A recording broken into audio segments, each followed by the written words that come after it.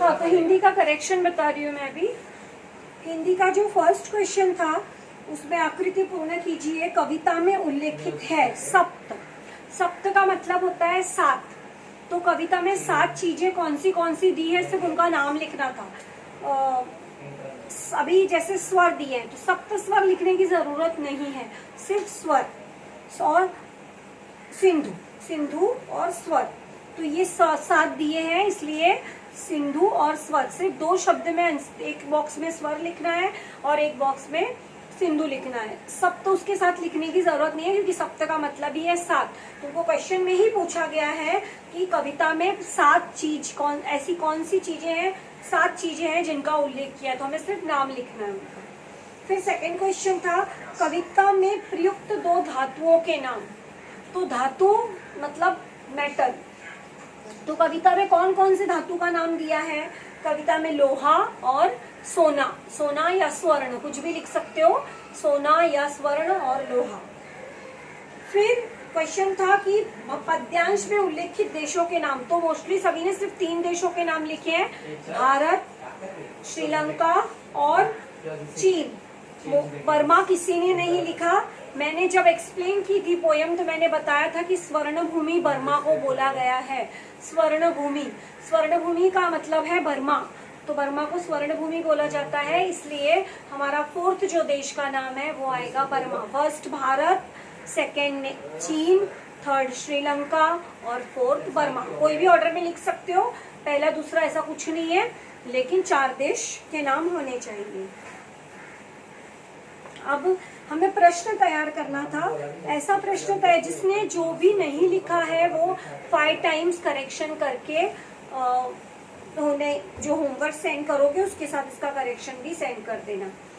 तो ऐसे प्रश्न तैयार कीजिए जिनका उत्तर हो हिमालय। तो आंसर हिमालय आना चाहिए, हमें क्वेश्चन बनाना है।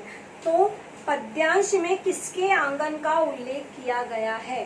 पद्यांश का मतलब होता है स्टैंजा। जो हमें पैराग्राफ दिया है पोयम का उसे बोलते हैं पद्यांश।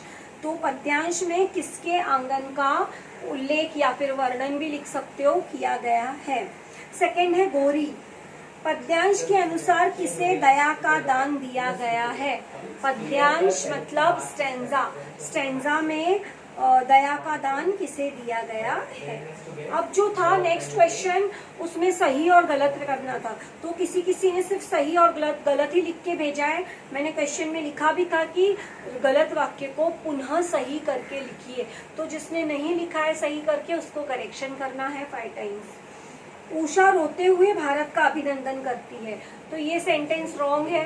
उषा रोते हुए नहीं बल्कि उषा हंसते हुए अब भारत का अभिनंदन। तो हमें क्या करना है, पहले गलत लिखना है, फिर उसके बाद लिखना है सही वाक्य। सही वाक्य क्या है हमारा? उषा हंसते हुए भारत का अभिनंदन करती है। देखो मैं बताती हूँ कैसे लिखना है।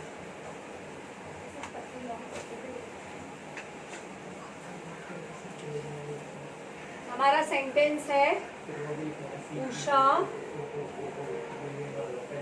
रोते हुए भारत का अभिनंदन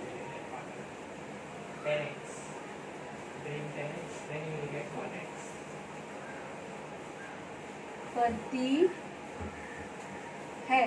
तो ये हमारा गलत है वाक्य, तो हम पहले लिखेंगे गलत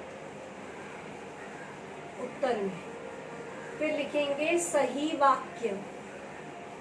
मतलब ये जो रॉन्ग दिया है इसको हमें राइट करके लिखना है। किसका क्या रॉन्ग था वो मुझे अच्छे से पता है, अच्छे से याद है, इसलिए करेक्शन पूरा करना। जिसका जो भी रॉन्ग है उसको अच्छे सही से करेक्ट करना। आधा होमवर्क भेज देते हो, जब कोई चीज 5 टाइम्स लिखने बोलो तो 1 टाइम लिख के भेज देते हैं। अभी जो भी है करेक्शन बराबर करना, एकदम परफेक्ट। तो सही वाक्य क्या आएगा? उषा हंसते हुए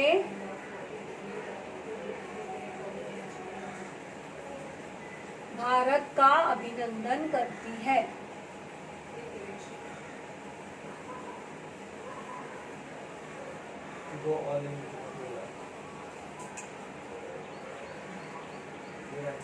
तो ये हो गया हमारा, इस तरीके से हमें लिखना है। और जो सही है उसको सिर्फ सही लिखकर छोड़ देना है, उसको कुछ करेक्ट करोगे क्या उसमें करेक्ट, तो जो सही है वो सिर्फ सही करके लिख देना है बस। अभी सेकंड है, ज्ञान के कारण विश्व का अंधकार नष्ट हो गया। तो ये सही है इस वाक्य कि ज्ञान के कारण ही विश्व में जो अंधकार फैला था वो नष्ट हो गया, तो इसको सिर्फ सही लिखकर बस छोड़ देना है। भारत की धरती पर सदा अधर्म की धूम रही है, गलत है ये वाक्य। भारत की धरती पर सदा धर्म की धूम रही है, अधर्म हटा देना है, उसकी जगह पे धर्म लिखना है। और सेंटेंस जैसा मैंने ये करेक्शन बताया वैसा ही थर्ड वाला भी करेक्ट करना है। भारतवासियों ने कभी किसी का कुछ नहीं छीना है, सही वाक्य है तो सही लिख देना है और छोड़ देना है। इसके बाद पद्यांश में आए शब्द, ये सिर्फ 2 ही वर्ड्स के आंसर लिखे हैं, 4 के तो शायद किसी के भी पूरे 4 राइट नहीं है। तो गिरिराज का अर्थ है हिमालय, कमल इसका नीरज का अर्थ है कमल, प्रकाश का अर्थ है आलोक और करुणा का अर्थ है दया।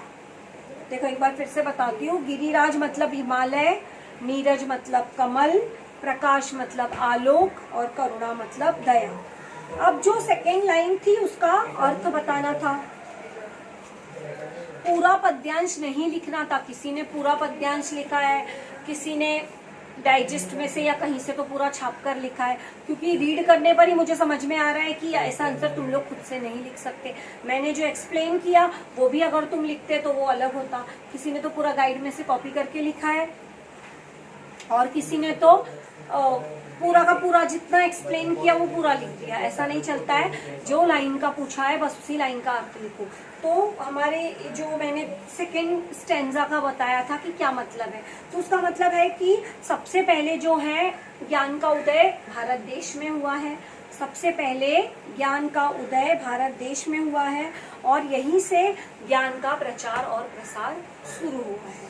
ये जो पहले सबसे पहले ज्ञान का उदय भारत देश में हुआ है और यहीं से ज्ञान का प्रचार और प्रकाश शुरू हुआ, प्रचार और प्रसार शुरू हुआ है। और हमने ही पूरे विश्व में, संपूर्ण विश्व में ज्ञान का प्रसार किया और ज्ञान संसार में व्याप्त अंधकार और शोक को दूर कर दिया।